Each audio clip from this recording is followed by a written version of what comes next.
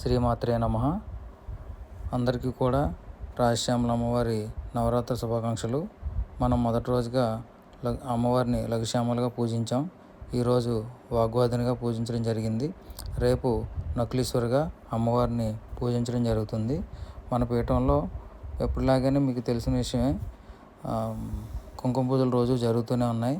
ఎవరైనా పార్టిసిపేట్ చేయాలనుకున్న వాళ్ళు ఆ నెంబర్కి కాల్ చేసి మీ పేరుని రిజిస్టర్ చేసుకోండి.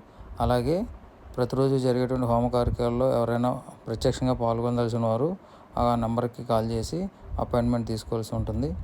పరోక్షంగా పాల్గొనదలసిన వారు మీ గోత్రనామాలతో తగిన రుసుమును చెల్లించి హోమంలో పాల్గొనవచ్చు.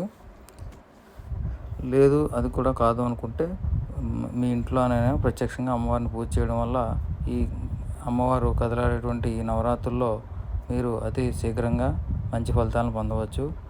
వివాహం కానివారు, అలాగే ఉద్యోగాల సమస్యలు కానీ, వ్యాపారంలో ఎలాంటి సమస్యలు ఉన్నా, మీ దైనందిన జీవితంలో ఉన్నటువంటి సమస్యలు అన్నిటికీ కూడా రాజశ్యామల అమ్మవారిని పూజించడం వల్ల అతి శీఘ్రమైన ఫలితాలు వస్తాయి. అమ్మవారి యొక్క ప్రత్యక్షంగా అనుభవంతో నేను చెప్తున్న మాట ఇది. కనుక ప్రతి ఒక్కరూ రాజశ్యామల అమ్మవారిని మీరు పూజించి తరించండి.